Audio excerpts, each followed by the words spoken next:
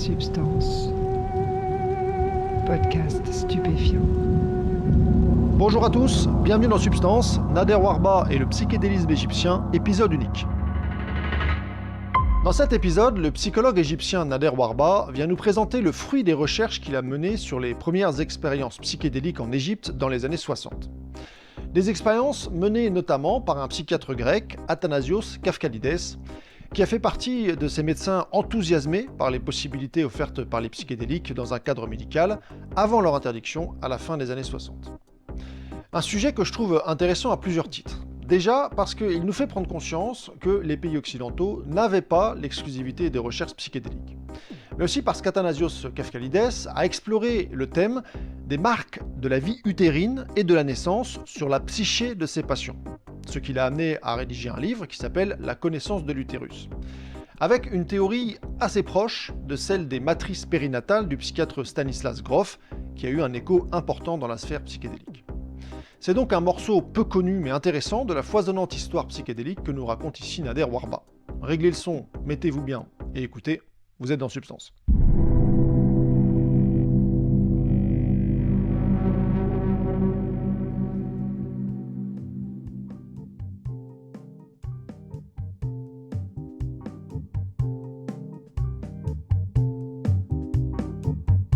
C'est un peu par hasard que j'ai découvert dans un podcast d'ailleurs une historienne qui parlait de l'utilisation des psychédéliques en France dans les années 50 et dans son introduction, cette historienne, elle fait référence à l'utilisation des psychédéliques aux États-Unis et en Égypte. Et ça c'est Zoé Dubus. Et du coup, moi, je lui ai écrit un petit mot en disant je suis psychothérapeute égyptien et je suis très curieux par ta référence là de la pratique de l'utilisation des psychédéliques en Égypte. Et du coup, elle m'envoie le nom de Kafkalides, qui avait à ce moment-là publié un article en 1963 sur l'utilisation du LSD. Et à ce moment-là, Kafkalides, qui était un psychiatre grec, d'origine grecque, qui habitait en Égypte, avait publié cet article-là. Du coup, j'ai commencé une recherche sur qui était ce monsieur-là et quel était le rapport d'un psychiatre grec en Égypte. J'ai découvert que Kafkalides, lui, il était médecin. Ses grands-parents, ils ont immigré en Égypte. Son père, il travaillait là-bas et lui, il travaillait en Égypte. Il a eu une expérience assez intéressante avec le LSD, qui lui aussi l'a découvert par hasard. Il était collègue avec un médecin égyptien qui s'appelait Benjamin Behmen. Et Behmen, lui, ce monsieur-là, il avait fondé la première hôpital psychiatrique privé en Égypte et dans le Moyen-Orient d'ailleurs. Et Behmen, à cette époque-là, comme plein d'autres médecins, ils avaient fait leurs études en Angleterre. Et comme ils étaient formés au Royaume-Uni, en Angleterre, ils avaient beaucoup de liens avec les médecins, les psychiatres anglais. Du coup, ces psychiatres-là importaient par exemple des outils des Royaumes-Unis en Égypte en disant que l'Égypte maintenant a des outils modernes pour traiter certaines maladies. Behmen, par exemple, lui, il avait importé la première machine de électrochoc pour traiter ses patients en Égypte. Et à ce moment-là, c'était un pionnier dans ce domaine de la psychiatrie parce que il avait justement ces outils-là et cette collaboration avec ces médecins anglais. Et bien sûr, l'Égypte, elle était occupée par les Anglais jusqu'en 1952. Et du coup, Behmen, il avait ouvert son hôpital en 1947. Et un jour, en 1960, d'après Kafkalides dans son livre, il raconte une rencontre dans la rue du Caire avec Behmen, qui l'invite à une sorte de conférence qu'il organisait à l'hôpital. Behmen avait invité un médecin anglais qui allait leur parler d'une nouvelle drogue qu'ils utilisaient en Angleterre. Et Kafkalides, il a dit qu'il était désolé, il ne pouvait pas assister parce qu'il avait des rendez-vous le lendemain. Et le lendemain, par hasard, Kafkalides, ses rendez-vous, elles étaient annulées. Du coup, il a pu assister. Et du coup, Kafkalides, il assiste à ce discours de ce médecin anglais, qu'on n'a pas le nom, malheureusement, mais qui tenait une ampoule d'hélicite, qui était le nom du LSD 25 à l'époque, produit par Sandoz. Et il tient cette ampoule en main et il dit Monsieur, mesdames et messieurs, cette ampoule-là, c'est la révolution, c'est la solution magique qui va révolutionner la psychiatrie. Et tous les médecins, ils sont curieux, intéressés par cette nouvelle drogue.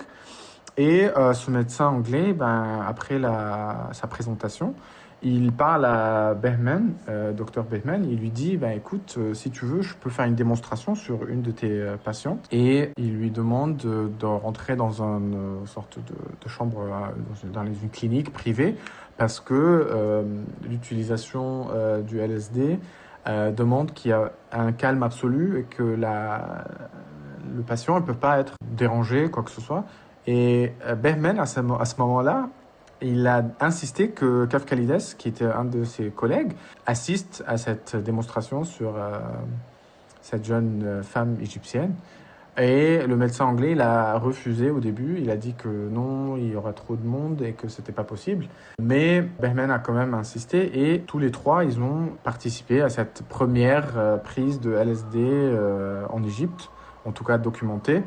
C'est aussi la première prise de LSD en Afrique, documentée en tout cas, dans un contexte thérapeutique.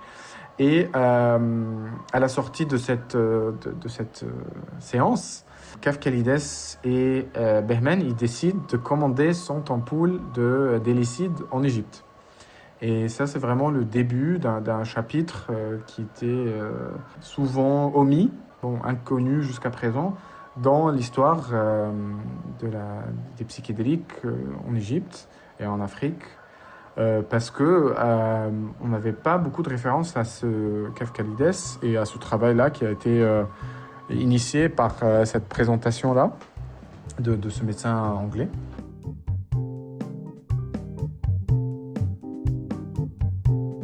La source de cette séance, elle est dans le livre de Kafkalides qu'il a publié, qu'il a nommé d'ailleurs La connaissance de l'utérus.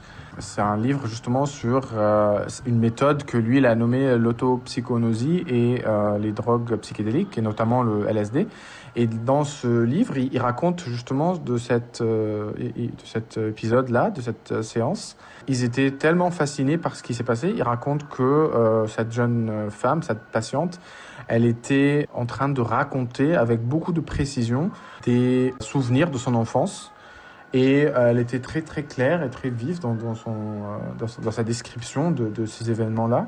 Et Behmen, il avait parlé en fait que cette femme-là, elle était en psychanalyse, elle était suivie, parce que voilà, à cette époque-là, c'était vraiment...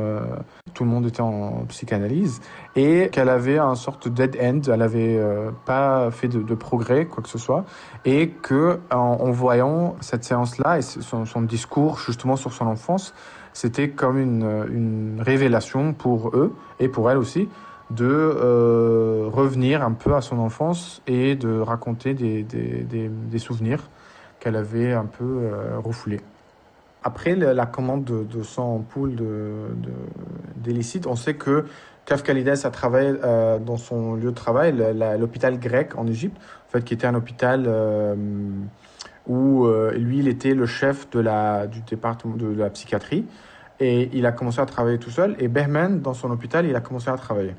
Malheureusement, on n'a pas beaucoup d'informations sur le travail qui a été fait à l'hôpital Behmen, sauf quelques lettres qu'on a trouvées dans les archives où il y a une correspondance par écrit avec un hôpital en Angleterre, à Londres, où des psychiatres égyptiens parlent à leurs collègues et leur disent on veut savoir l'utilisation du LSD pour les patients névrosés à l'époque, on les appelait névrosés, et on a une réponse de ce médecin anglais qui dit oui, il faut éviter d'utiliser le LSD avec les patients schizophrènes qui ont des psychoses.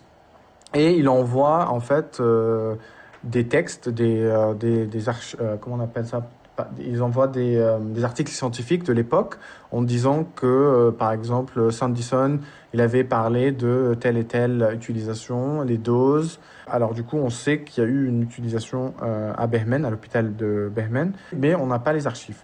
Par contre, Kafkalides, à l'hôpital grec, lui, il a publié, il a gardé des notes. Ses enfants ont l'archive de ses séances et de son travail. Du coup, on sait qu'entre 1960 et 1970, que Kafkalides était en Égypte, il travaillait avec des patients en utilisant le LSD. Ensuite, après 1970, il a dû quitter l'Égypte pour aller à Chypre et continuer son travail avec d'autres psychédéliques.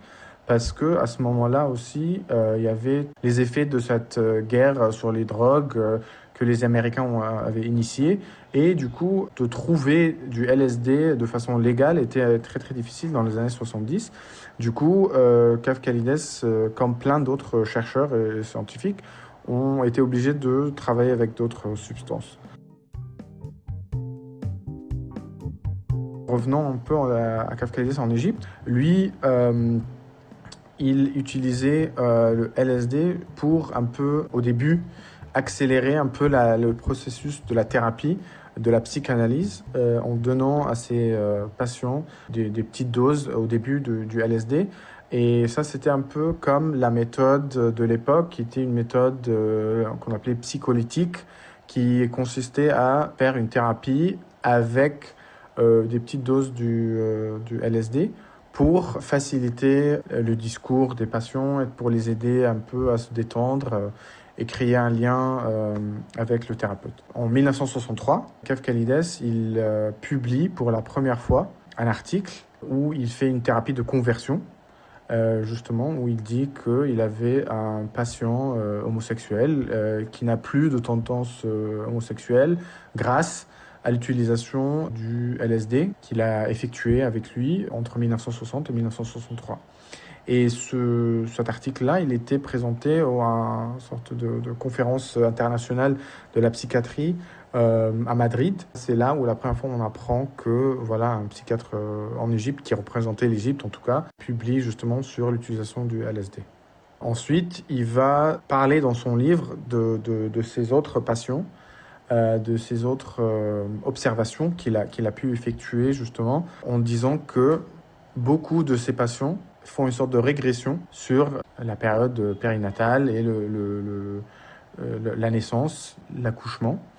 Mais surtout, ils trouvent qu'il y a un lien entre l'environnement de l'utérus, ou les 9 mois avant la naissance, où la personne décrit, ou ces patients décrivent comment était l'ambiance, l'environnement à l'intérieur de l'utérus. Alors lui, il catégorise en fait, qui est assez unique, qui est un peu différent de ces autres scientifiques, chercheurs à l'époque.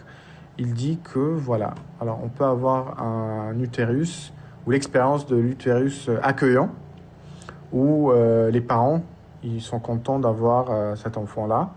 Ils ont décidé d'avoir un enfant. Et la mère, elle a eu une grossesse qui était plutôt bonne, accueillante, où ses émotions étaient soi-disant positives.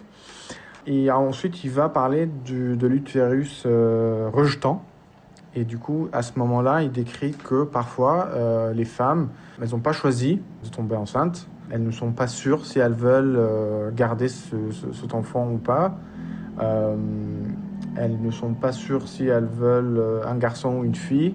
Du coup, il y a une sorte de rejet inconscient qui est transmis à l'enfant à travers l'utérus. Et il va développer toutes ces conditions intra-utérines qu'il décrit dans son livre et qui développe d'ailleurs voilà, sa première formulation de sa théorie.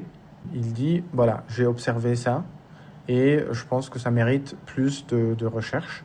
Et il continue justement à donner à ses patients des psychédéliques, d'abord du LSD, ensuite de la psilocybine, Et ensuite, dans les années 70, dans les fins des années 70, il utilise la kétamine. En 1970, il rentre d'abord en Grèce et il n'a pas la permission justement de travailler avec le LSD à ce moment-là. Mais à Chypre, le ministère de la Santé lui autorise de continuer son travail. Pour 2 ou 3 ans, il continue à travailler toujours avec le LSD. Et en 1974, c'est vraiment la fin de la possibilité de travailler de façon légale. Même sans dose, arrête de produire du LSD à ce moment-là. Et du coup, sans dose aussi, ils avaient produit de la psilocybine, ils avaient synthétisé la psilocybine.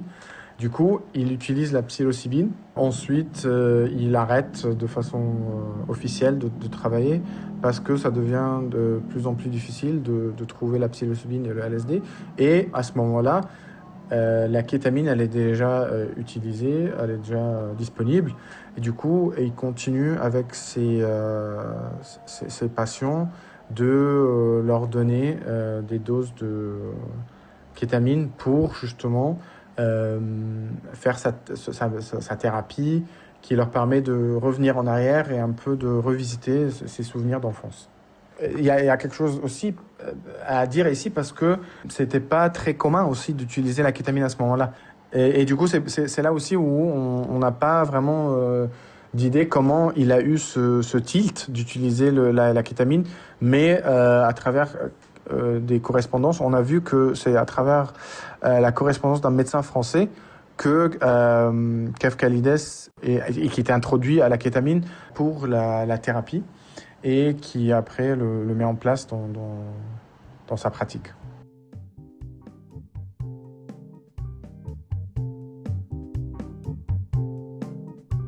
Il faut un peu se mettre dans le contexte des années 40, 50. Freud et plein de psychanalystes, comme Otto Rank par exemple, ils parlaient de la naissance comme le trauma initial. On pensait que l'enfant est là pour 9 mois, dans des conditions idéales, un peu dans une sorte d'environnement climatisé, si on peut dire. Et hop, il y a la naissance, et le premier choc psychique qui arrive. Bon là, je caricaturise un peu, mais en gros, c'est ça. Il y a une sorte de stabilité et un choc psychique.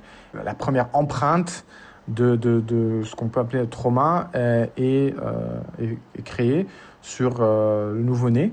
Du coup, dans la psychanalyse, on avait déjà cette idée-là, que la naissance était un événement traumatique. Et du coup, plein de ces médecins étaient formés à la psychanalyse, comme Grof, comme Kefkalides. C'était un peu à la mode à ce moment-là de faire une formation psychanalytique ou de faire une cure pour justement être formé en tant que psychiatre. D'accord ? C'était la théorie dominante de l'époque.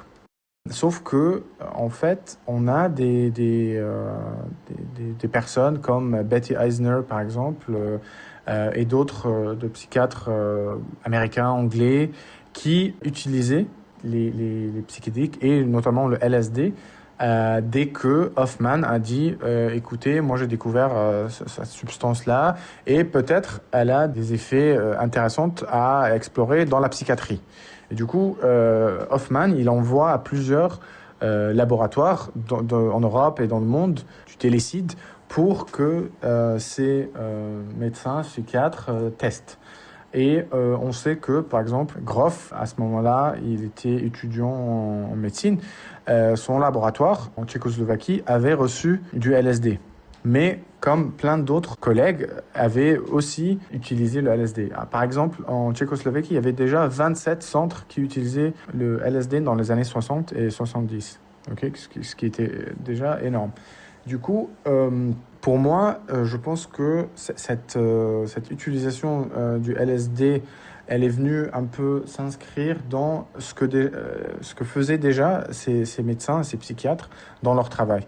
Et du coup, on parlait au début d'une méthode psycholytique qui était en fait faire une thérapie, une psychothérapie normale, comme on le connaît aujourd'hui, mais avec des doses de LSD. D'accord ? Et ensuite, petit à petit, il y a eu un développement de cette méthode-là, ce cadre-là, avec des hautes doses, avec par exemple l'utilisation du masque sur les yeux et l'utilisation de la musique. Et à travers ce travail-là, l'expérimentation de ces psychiatres-là, de ces pionniers, comme Betty Eisner par exemple, on voit que ces médecins-là commencent à formuler des explications, les observations de ce qu'ils voient dans leurs patients et dans leur travail. Et du coup, Grof, Kafkalides et plein d'autres ont commencé à travailler dans leur coin avec ces idées-là, avec ces notions qui ont été déjà un peu dans l'inconscient collectif, si on peut dire. Mais aussi, c'était la façon de faire, parce que quand on démarrait l'utilisation de on recevait quand même des articles scientifiques, des articles qui étaient déjà publiés, qui disaient c'est comme ça qu'on faisait. Si on regarde Grof, on pense que c'est quelqu'un qui a beaucoup écrit, mais notamment qu'il a quitté l'Europe pour les États-Unis. C'est à ce moment-là qu'on parle de Grof tel qu'on le connaît aujourd'hui. Et du coup, il a un peu le crédit d'être le père de cette théorie-là, mais en fait, il s'inscrit dans un mouvement transpersonnel que, par exemple, Carl Rogers et d'autres psychologues avaient aussi pratiqué, développé dans leur coin. Et je dirais que Grof, c'est une des personnes, mais bien sûr, ils avaient d'autres personnes qui étaient aussi connues. Dans l'histoire des psychédéliques, ou dans le discours même contemporain, il y a quand même un aspect très eurocentrique sur ce discours-là. On a tendance aussi à omettre un peu d'autres institutions, comme en Égypte et dans toute l'Afrique, qui étaient quand même assez liées à l'Europe et qui avaient eux aussi produit de la connaissance et des recherches. Mais en tout cas pour moi, en écrivant cet article, je voulais un peu réclamer ce chapitre qui était un peu manquant dans cette histoire des psychédéliques. Parce que Kafkalides, ce qu'il apporte aussi, c'est une expérience avec des Égyptiens, des Européens en Égypte. C'était un psychiatre qui parlait 4 langues et qui faisait des séances en arabe, en anglais, en français, en grec. Et du coup, l'apport et la richesse de ses écrits sont totalement uniques, tout à fait uniques par rapport aux autres chercheurs qui étaient peut-être focalisés uniquement avec des Européens ou des Américains, par exemple. Du coup, on a une perspective très différente. Et justement, parler des expériences de ces patients-là et le symbolisme qui sortait aussi était très particulier à l'Égypte. Et ça, espérons qu'on pourra développer et creuser un peu plus dans les archives pour pouvoir justement explorer en fait en détail qu'est-ce que la spécificité de ce travail, de cette recherche peut nous apprendre aujourd'hui.